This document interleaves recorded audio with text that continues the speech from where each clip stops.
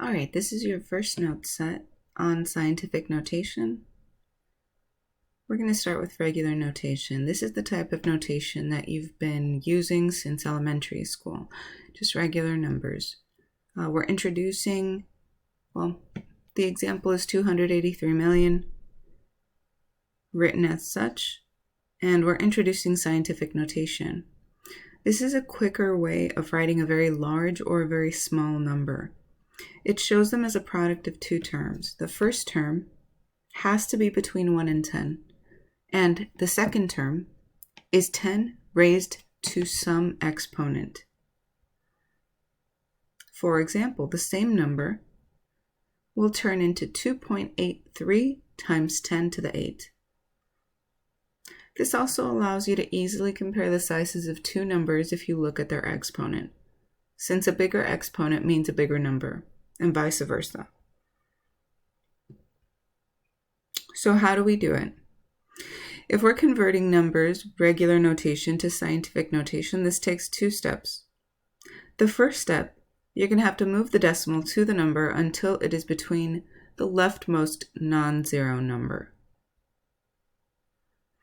Therefore, 283 million, we would move the decimal from the last zero all the way between the 2 and the 8. Remember, we're looking for a term that is between 1 and 10, in this case 2.83.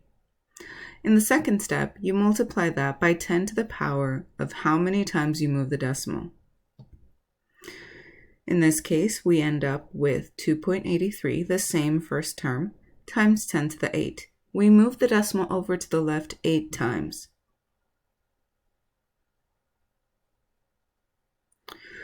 When the starting number is larger than 10, in this case 283 million is much larger than 10, then the power of 10 is going to be positive. 8 is positive.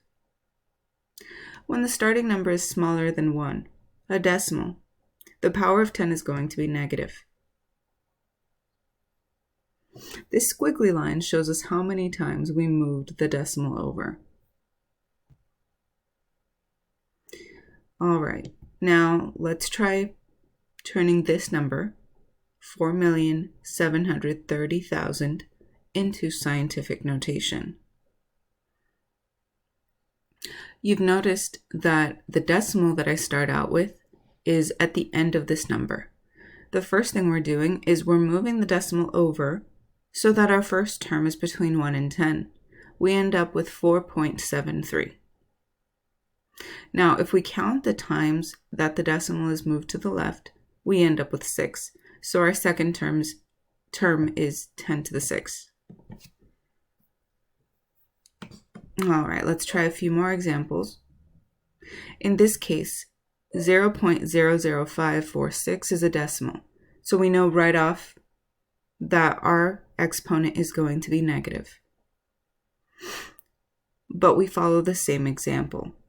In the first step, we move the decimal over to the right this time so that we end up with a term that is between 1 and 10. We end up with 5.46.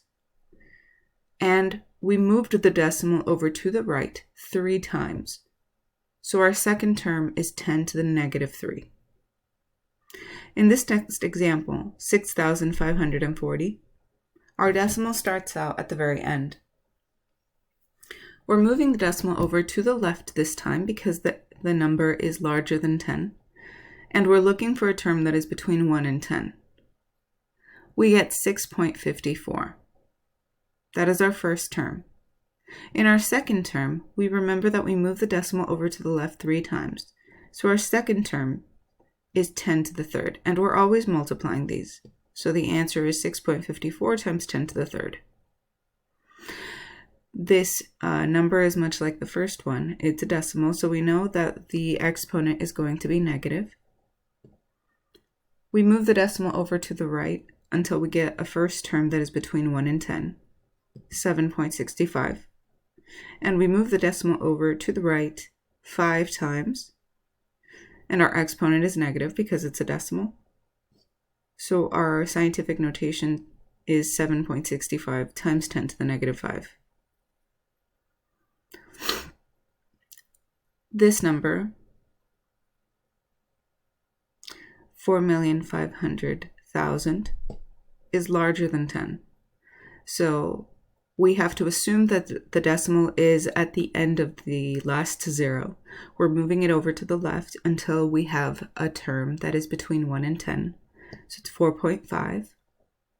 And we move the decimal over to the left 6 times. Now the exponent is positive because this number is larger than 10. Now we're going to go from scientific notation to regular notation. The first thing I want you to do is look at the power of 10. That is how many spaces you are going to be moving the decimal in the proper direction. Now you need to remember, for negative exponents, you're moving the decimal to the left. For positive exponents, you're moving the decimal to the right. After you move the decimal, now you are going to fill the blank spots with zeros. For example, 4.33 times 10 to the negative 4. This is a negative exponent. So we're moving the decimal to the left 4 times.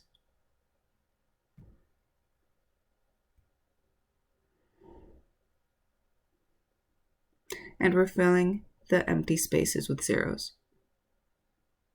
So we end up with 0.000433.